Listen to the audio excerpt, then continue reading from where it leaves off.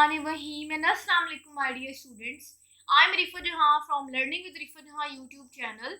So today I'm going to teach you the second portion of our previous topic, and that is respiration in human. So without wasting of any time, let's move on to the next slide and let's start our today's topic. ऐसा है कि आज हमने next portion start करना है और उसमें जो हमने पार्ट्स डिस्कस करने हैं that is trachea, bronchi, bronchioles, air sacs and alveoli. क्योंकि अगर हम रेस्पिरेशन इन ह्यूमन की बात करें या फिर रेस्पिरेटरी सिस्टम की बात करें ह्यूमंस की, उसका जो नॉस्ट्रिल है, नेजल कैविटी है, फेरिंग्स एंड लेरिंग्स, ये जो पोर्शन है हमने इससे पहले वाले जो पार्ट 1 लेक्चर वीडियो थी इस टॉपिक के रिलेटेड उसमें हमने डिटेल से डिस्कस कर ली. अब हम फर्दर प्रोसीड करते हैं और इन स्ट्रक्चर्स को भी डिटेल से डिस्कस करते हैं. अब हमने पढ़ना है ट्रैकिया. हमारा ट्रैकिया वाला पोर्शन ट्रैकिया से आगे रहता था. ट्रैकिया से स्टार्ट करते हैं सेकंड पोर्शन. ट्रैकिया की बात करें तो मैंने आपको पहले भी बताया था कि इसको विंड पाइप बोलते हैं. ठीक है, विंड पाइप बोलने के साथ ये ट्यूबुलर स्ट्रक्चर है. ट्यूबुलर स्ट्रक्चर क्या होता है, मतलब ट्यूब लाइक. अगर मैं ट्रैकिया की बात करूँ, मैं आपको और प्रोमिनेंट कर देती हूँ. ये जो स्ट्रक्चर आप देख सकते हैं ना, ये ट्रैकिया, इसको हम डिस्कस कर रहे हैं. ठीक है, अब ये जो ट्रैकिया है इसको विंड पाइप भी बोलते हैं. ये ट्यूब लाइक स्ट्रक्चर होता है, इसलिए हम इसको ट्यूबुलर स्ट्रक्चर बोलते हैं. उसके बाद अगर हम इसकी लोकेशन की बात करें ना, तो ये एसोफेगस से बिल्कुल सामने मौजूद है. मतलब अगर हम इसके सेकंड पोर्शन पीछे की बात करें तो यहाँ एसोफेगस मौजूद होता है. ठीक है, एसोफेगस से सामने. वेंट्रल का मतलब होता है सामने. ठीक है, और डोर्सल होता है पिछली पोजीशन, बैकवर्ड पोजीशन या पीछे पोजीशन. समझ आ गई? तो ये एक इंपॉर्टेंट एमसीक्यूज हो सकता है. ट्रेकिया की लोकेशन पूछ सकते हैं. ट्रेकिया है वो जो है वो एसोफेगस से सामने मौजूद है, लेकिन अगर हम एसोफेगस की बात करें तो वो ट्रेकिया की डोर्सल पोजीशन में मौजूद होती है. समझ आ गई? अच्छा जी, अगर हम ट्रेकिया की बात करें उसके फौरन बाद चेस्ट कैविटी जो है वो स्टार्ट होती है या फिर थोरक्स रीजन स्टार्ट होती है. ठीक है, अच्छा जी, ट्रेकिया की फौरन बाद थोरक्स रीजन, और जो थोरक्स रीजन है या जिसको चेस्ट कैविटी बोलते हैं, वहाँ बेसिकली लंग्स जो है वो आपको प्लेस हुए हुए नजर आते हैं. समझ आ गई? अब हमने नेक्स्ट इसके स्ट्रक्चर की डिटेल डिस्कस करनी है. स्ट्रक्चर की बात करें तो ये जो ट्रेकिया है इसकी वॉल सी शेप्ड रिंग से मिलकर बनी होती है. अब आप देख सकते हैं ये आपको सी शेप्ड रिंग है. जैसे मैं आपको बहुत ही अजीबोगरीब और इंटरेस्टिंग सी मैं आपको एग्जांपल देती हूँ ताकि आपको समझना आसान हो जाए कि इसका स्ट्रक्चर कैसा होता है. इसका स्ट्रक्चर ना थोड़ा इरेगुलर होता है, जैसा कि सिंक का पाइप देखा है आपने नीचे से. नहीं देखा तो अभी अभी मोबाइल उठाओ, साथ ही जाओ और जाके ना सिंक का पाइप देखें. जिस तरह आपको सिंक का पाइप नीचे से नजर आता है ना, ये अप्स एंड डाउन आपको नजर आते हैं, रेगुलर सा स्ट्रक्चर होता है. सेम वैसा ट्रेकिया का स्ट्रक्चर होता है. ठीक है, अच्छा जी, ये सी शेप्ड रिंग होती है और अगर इसकी नेचर की बात करें, ये कार्टिलेज से मिलकर बनी होती है. अच्छा, ये पूरा राउंड नहीं होता. समझा कि सी शेप का मतलब है कि जो इसका बाकी का पोर्शन है ना वो बिल्कुल आप कह सकते हैं एसोफेगस के साथ अटैच है. उसके बाद ये सी शेप्ड रिंग्स क्यों मौजूद होती हैं, वो इसलिए मौजूद होती हैं और ये क्यों कार्टिलेज का बना होता है, ताकि एक तो ये कार्टिलेज का ये मस्कुलर नहीं है. क्यों मस्कुलर नहीं है, वो ये होना भी नहीं चाहिए. अगर मस्कुलर होता तो खुदा ना खास्ता अगर ये आपस में क्लैप्स हो जाते, मिल जाते, जुड़ जाते, तो क्या होता कि सांस की नाली बंद हो जाती. जैसे सांस की नाली बंद होती तो डेथ हो जाती. तो अल्लाह ताला ने यहाँ सी शेप्ड कार्टिलेजिनस रिंग्स रखी होती हैं ताकि पाइप खुला रहे, ताकि पाइप खुला रहेगी, चिपके ना आपस में. और जैसे ये ना चिपके, इसका मतलब कि हवा जो है वो आसानी से अंदर बाहर गुजरती रहे. तो ये जो ट्रैकिया की सी शेप रिंग है उसको क्लैप्सिंग से बचाती है. कोलैप्सिंग का मतलब होता है कि जुड़ने से, चिपकने से बचाती है. और ये जो एयर है, एयर को एंट्री के लिए उसको ओपन रखती है ये सी शेप रिंग. और इसके बाद हमने कहा कि ट्रैकिया के फौरन बाद चेस्ट कैविटी स्टार्ट होती है. ठीक है, अब चेस्ट कैविटी में ना फिर आगे हमें दो मजीद ब्रांचेज नजर आती हैं, या फिर आसान कर दूं तो ट्रैकिया आगे फर्दर डिवाइड होता है दो ब्रांचेज में, जिसको कलेक्टिवली ब्रोंकाई बोलते हैं, सिंगल को हम ब्रोंकस बोलते हैं. ये भी अगेन इम्पोर्टेंट एमसीक्यूज है कि ईच ब्रोंकस, मतलब दो ब्रोंकाई होती हैं लेकिन सिंगल को ब्रोंकस बोलते हैं. अब एक जो ब्रोंकस है वो इस तरफ आ जाता है और जो दूसरा ब्रोंकस है वो इस तरफ आ जाता है. मतलब कि जो दो लंग्स होते हैं उसमें ये एक इधर आता है ब्रोंकस, एक ब्रोंकस इधर होता है. समझ आ गई है? अच्छा जी, अब ये जो ब्रोंकस है ना, ये आपको पता है कि ये लंग्स में एंटर होता है. मतलब कि ब्रोंकाई तक ही स्ट्रक्चर बाहर का होता है. ब्रोंकाई के फौरन बाद हमें लंग्स के अंदर ही आप कह सकते हैं स्ट्रक्चर देखने को मिलता है जो कि ब्रोंकियोल्स होता है. ठीक है, आप कहते हैं कि ब्रोंकस जो है वो आगे जाके अंदर डिवाइड होता है और हमें स्मॉल छोटे छोटे मजीद ब्रांचेस नजर आती हैं. जो मजीद आपको ब्रांचेस नजर आ रही है यहाँ मैंने क्लियर करके दिखा दिया कि ये ब्रोंकाई है. ठीक है, ये दो ब्रोंकाई है, ये एक ब्रोंकस यहाँ आई. ठीक है, वो ब्रोंकस फर्दर आपको काफी सारी ब्रांचेस में डिवाइड होती हुई नजर आएगी और उसी ब्रोंकस को आगे फिर डिवाइड हुई हुई शक्ल को हम उसको ब्रोंकियोल्स बोलते हैं. समझ आ गई है? अच्छा जी, अब ब्रोंक्यूल्स का एक और आप कह सकते हैं डिस्क्रिप्शन है या एक और इसकी डिटेल है, वो ये कि अगर हम ब्रोंकाई के स्ट्रक्चर की बात करें तो अगर वो लेस देन 1 mm होता है तो उस स्ट्रक्चर को हम ब्रोंक्यूल्स बोलते हैं। मतलब कि छोटा होता है, ये जो ब्रांचेज आप देख सकते हैं बहुत छोटे साइज की, आगे फर्दर छोटी ब्रांचेज होती हैं, वो ब्रांचेज जब 1 mm की होंगी तब हम इसको ब्रोंकाई ब्रोंकस नहीं बोलेंगे, हम इसको ब्रोंक्यूल्स बोलेंगे। समझ आ गई? फर्दर ओल्स का मतलब होता है फर्दर छोटी चीज, समझ आ गई? अच्छा जी, उसके बाद अगर हम बात करें, कहते हैं कि जो ब्रोंकस होता है ना, ये जो ब्रोंकस सिंगल ब्रोंकस दोनों ब्रोंकाई, अगर हम ब्रोंकाई के नेचर की बात करें तो ये भी सी शेप्ड कार्टिलेजिनस रिंग से मिलकर बना, मतलब जैसे ट्रैकिया के स्ट्रक्चर से ना, सेम ब्रोंकाई का स्ट्रक्चर भी ऐसा ही होता है, रिंग्स पे मुश्तमिल होता है। समझ आ गई? ये प्लेट्स पर मुश्तमिल होता है, रेगुलरली डिस्ट्रीब्यूटेड होती है कार्टिलेजिनस प्लेट्स इनमें, ठीक है। लेकिन जैसे ही ब्रोंकस से आगे लंग्स स्टार्ट होते हैं ना, जैसे ही लंग्स में हमें आगे फर्दर ब्रोंक्यूल्स नजर आती है ना, वो फिर बिल्कुल कार्टिलेज की नहीं होती। ये बहुत इंपॉर्टेंट एमसीक्यूज अगेन, कहते हैं कि ब्रोंक्यूल्स की बात करें तो वो टोटली लेक कार्टिलेज, मतलब उनमें कोई कार्टिलेज मौजूद नहीं होता।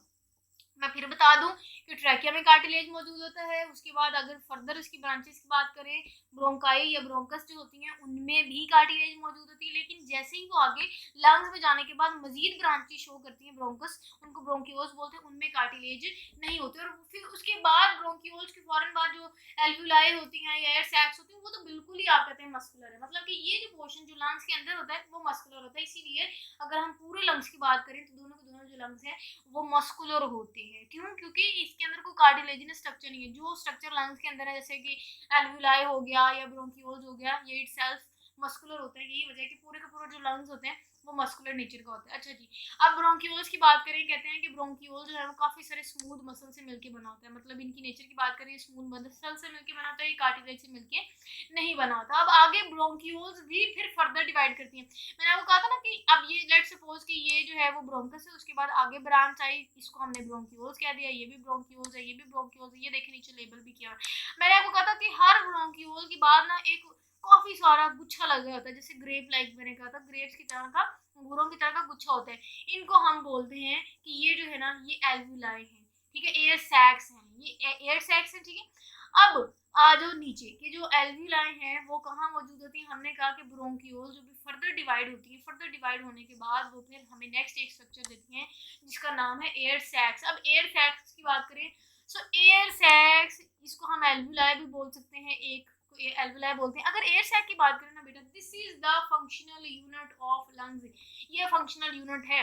या फिर मैं आसान कर दूं फंक्शनल यूनिट को, तो मैं ये कहूंगी कि ये बेसिकली रेस्पिरेटरी साइट है, या फिर मैं कह दूं कि ये जो है वो बेसिकली रेस्पिरेटरी सरफेस है। समझ आ गई? So this is the main site जहां गैसेस एक्सचेंज हो रही थी। क्यों? क्योंकि काफी सारी ब्लड कैपिलरीज ने, या आप देख सकते हैं वेन्स हैं, ठीक है, कैपिलरीज दिखाई गई, काफी सारी ब्लड कैपिलरीज ने इन एल्वुलाई को घेरा होता है। सो ये जो एल्वुलाई है ना, ये साइट के तौर पे एक्ट करती है, रेस्पिरेटरी साइट के तौर पे एक्ट करती है, यहाँ बेसिकली गैसेस एक्सचेंज हो रही होती है। समझ आ गई? अच्छा जी, अब कुछ लास्ट पोर्शन में हम हैं। अब हमने कहते हैं सेकंड लास्ट हमारा आज की स्लाइड है, सेकंड लास्ट पोर्शन डिस्कस करना है, दैट इज एल्वुलाई। एल्वुलाई की बात करें तो ये क्लस्टर में मौजूद होते हैं और ये ग्रेप लाइक जो है वो अपेयरेंस देते हैं, गुच्छा होता है। ये देखें ना, काफी सारी, मैंने आपको कहा था कि आगे जो ब्रोंकस से काफी सारी ब्रोंक्यूल्स बनाते थे, काफी सारी आगे फर्दर ब्रांचेस हैं, उसमें आगे मैंने कहा था गुच्छा लगा था, जैसे अंगूर के गुच्छे नहीं लगे होते बेल के साथ, इसी तरह काफी सारा गुच्छा लगा होता है ब्रोंक्यूल्स के साथ। उन गुच्छों को हमने एल्वुलाई बोलते हैं या एयर सैक्स बोल सकते हैं। This is the main side जहां मैंने आपको कहा गैसेस एक्सचेंज होना होता है। तो ये जो है ना काफी सारे क्लस्टर ऑफ ग्रेव्स की तरह का ये नजर आता है, ठीक है। या फिर आसान कर दूं तो इसको हम ये भी कहते हैं कि several microscopic single layered structure जो है उसको हम एल्वुलाई बोलते हैं। सो जब सिंगल माइक्रोस्कोपिक लेयर्ड स्ट्रक्चर काफी सारे ग्रेप लाइक गुच्छे में अटैच होती हैं, ग्रेप्स की तरह का गुच्छा शो करती है, उसको हम एल्वुलाई बोलते हैं। एल्वुलाई जो है वो काफी सारी ब्लड कैपिलरीज के साथ जो है वो कनेक्टेड होती हैं या रिच होती हैं काफी सारी नेटवर्क ऑफ ब्लड कैपिलरीज के साथ, जो कि एक्सीलेंट साइट प्रोवाइड करती है फॉर द गैसेस एक्सचेंज। समझ आ गई? काफी सारी मैंने बात बता दी। This is the last slide of our today's lecture video. उसके बाद अल्हम्दुलिल्लाह ये हमारा पोर्शन जो है वो कंप्लीट हो जाएगा, उसके बाद हम नेक्स्ट टॉपिक स्टार्ट करेंगे। अच्छा, अब हमने ना इस स्लाइड में लंग्स के स्ट्रक्चर की बात करनी कि लंग्स कैसे होते हैं। हमने बहुत सारी डिटेल तो रेस्पिरेटरी सिस्टम की बात करी, अब हमने कलेक्टिवली लंग्स की बात करनी कि लंग्स किस तरह के होते हैं। सबसे पहले लंग्स की नेचर की बात करें ना तो ये स्पॉन्जी होते हैं। क्यों? क्योंकि ये सॉफ्ट होते हैं। क्यों सॉफ्ट होते हैं? क्योंकि हमने कहा कि इतना पोर्शन तो कार्टिलेज का बना होता है। ये जो ब्रोंकस है दो और ऊपर जो ट्रैकिया है, ये तो हमने कहा था कि जी कार्टिलेज का होता है। लेकिन जैसे ही ब्रोंकियोल्स और आगे फिर आगे जो further air sacs and alveoli है, वो लंग्स के अंदर जो आपको स्ट्रक्चर नजर आ रहा होता है फर्दर, ये जो स्ट्रक्चर है ना, हमने कहा था कि ये क्योंकि स्मूथ मसल से मिलकर बना था, इसलिए हमने कहा था पूरे के पूरे लंग्स को ये कलेक्टिवली आप कह सकते हैं स्पॉन्जी नेचर प्रोवाइड कर रहा होता है। समझ आई? तो लंग्स जो है वो ह्यूमंस के लंग्स की बात करें तो वो दो स्पॉन्जी सैक्स होती हैं। समझ आ गई? अच्छा जी। उसके बाद हमने कहा कि ये जो स्पॉन्जी है ये इसलिए क्योंकि मिलियंस ऑफ, एक दो नहीं, 100-200 नहीं, हजार नहीं, मिलियंस ऑफ एल्वियोलाई मौजूद होती हैं। क्योंकि अगर मैं आपको कहा था कि एक बहुत इंपॉर्टेंट बात होती है रेस्पिरेटरी सरफेस की, वो ये कि जितनी रेस्पिरेटरी सरफेस ज्यादा होगी उतनी ही आसानी से गैसेज एक्सचेंज होती है। रेस्पिरेटरी सरफेस की एक यही कैरेक्टरिस्टिक है, एक खुसूसियत है कि उनका सरफेस एरिया थोड़ा बड़ा होता है। इसीलिए एल्वियोलाई क्योंकि रेस्पिरेटरी सरफेस है ह्यूमंस की, तो मिलियन ऑफ एल्वियोलाई जो है वो मौजूद होती है लंग्स में और वो उसको स्पॉन्जी नेचर का कार्य होते हैं। अब इसकी लोकेशन की बात करते हैं, कहाँ ये लोकेट होता है। लंग्स की बात करें, चेस्ट कैविटी में मौजूद होता है। ठीक है, चेस्ट कैविटी आपको पता है, chest cavity is bounded by ribs. Chest cavity जो है ना उसको घेरा होता है, रिब्स ने घेरा होता है। ठीक है, मसल्स ने घेरा होता है। अब रिब्स है, रिब्स के फौरन बाद मसल्स है। चेस्ट कैविटी, ठीक है, ये चेस्ट कैविटी में ही प्लेस है ना लंग्स, इसके फौरन बाद ना आपको पता है पसलियां, क्योंकि पसलियों में अल्लाह ताला ने जितने भी सॉफ्ट ऑर्गन्स है ना हमारे, जितने भी सॉफ्ट स्मूथ ऑर्गन्स है ना, मस्कुलर ऑर्गन्स है, उनको उन पसलियों में प्रोटेक्ट किया हुआ है। ठीक है, अच्छा लंग्स की बात करें ना, कितनी खूबसूरत बात है कि इसमें हड्डी नहीं होती लेकिन हड्डियां इसको प्रोटेक्ट कर रही होती है। मतलब रिब्स अल्लाह ताला ने बाहर प्रोटेक्शन इसको दे दी, अंदर अगर इसमें बोन्स नहीं है, सॉफ्ट है, तो इसको बाहर से रब्स की मदद से प्रोटेक्ट किया हुआ है। ठीक है, अच्छा जी। जो चेस्ट कैविटी होती है रब्स से आपको पता है बाउंडेड होती है मसल्स, जिनके फौरन बाद मसल्स, आपको पता है मसल्स आते हैं ना हमारे, जितना भी स्किन वाला पोर्शन है, अच्छा जी, वो होती हैं। उसके बाद हम हमने डिस्कस करना है डायाफ्राम क्या होता है। डायाफ्राम की लोकेशन की बात करें या इसकी डेफिनेशन की बात करें, फ्लोर ऑफ द चेस्ट को भी हम डायाफ्राम बोलते हैं। भाई ये देखें फ्लोर, वही ये फ्लोर जो आपको नजर आ रहा है नीचे, इसको हम डायाफ्राम बोलते हैं। ये डायाफ्राम मैं आपको और आसान कर देती हूँ, क्या ही याद रखेंगे आप कि जो डायाफ्राम है इसको कहते हैं कि सोफा है। चलो डायाफ्राम सोफा है, मतलब कि अब हम आगे जैसे डिटेल से ब्रीथिंग का प्रोसेस डिस्कस करेंगे ना, पूरे का पूरा जो ब्रीथिंग का हम प्रोसेस डिस्कस करेंगे कि जी लंग्स में कैसे एयर आती है, कैसे जाती है, क्या होता है लंग्स पे इफेक्ट। ठीक है, हम देखेंगे कि कैसे उसमें डायाफ्राम जो है वो ऊपर नीचे होता है। जैसे ही लंग्स में एयर आएगी ये भारी हो जाएंगे, भारी होंगे तो डायाफ्राम नीचे की तरफ मूव करेगा। जैसे ही हल्के होंगे डायाफ्राम ऊपर चलेगा। जैसे हम सोफे में बैठते हैं ना, सोफा नीचे की तरफ धंस जाता है, इसी तरह जब हम नहीं बैठते तो सोफा ऊपर हो जाता है, या उठते हैं तो सोफा ऊपर हो जाता है। सेम इज द केस में डायाफ्राम। अब इसकी नीचे की बात करें, जैसे सोफा सॉफ्ट होता है, ठीक है, इसी तरह डायाफ्राम, मुझे हंसी आ रही है क्योंकि आपकी आसानी के लिए मुझे क्या क्या करना पड़ता है। खैर डायाफ्राम की बात करें तो ये मस्कुलर है। ठीक है, मस्कुलर एक ऑर्गन है अल्लाह ताला ने बनाया हुआ। ये चेस्ट ऑफ, आप कह सकते हैं फ्लोर ऑफ द चेस्ट है। ठीक है, या फिर आप कह सकते हैं बिल्कुल चेस्ट कैविटी के नीचे मौजूद होता है। अच्छा डायाफ्राम की बात करें ना, इसको फ्लोर ऑफ चेस्ट इसलिए बोलते हैं क्योंकि फ्लोर है भाई, खत्म हो, फ्लोर कहते हैं बिल्कुल आखिरी जगह, उसके बाद कोई और चीज स्टार्ट होती है।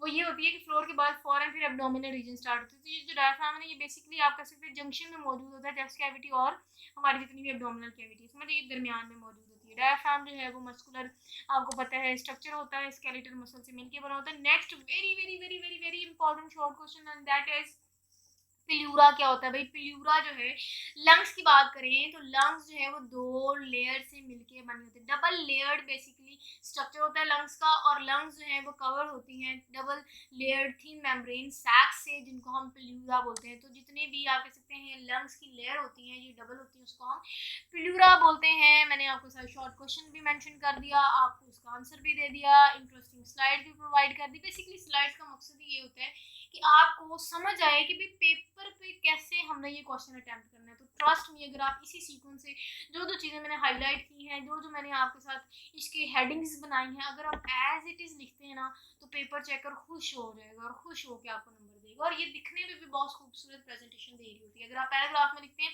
और आप पूरे A to Z लिख रहे हैं लेकिन आपने कोई हेडिंग नहीं दी, कोई आपने प्रॉपर आपने उसको पैराग्राफ नहीं बनाया, तो बोरियत होती है और मार्क्स इतने नहीं रहते। तो ये दिखने में बहुत अच्छी प्रेजेंटेशन की वजह से आपको मार्क्स बहुत अच्छे मिलते हैं। अच्छा इंशाल्लाह नेक्स्ट जो है वो हमने ब्रीथिंग का जो मैकेनिज्म है उसको डिटेल से डिस्कस करना है। Till then you all have to stay connected, ठीक है। अपना बहुत सारा आपने ख्याल रखना है, ठीक है।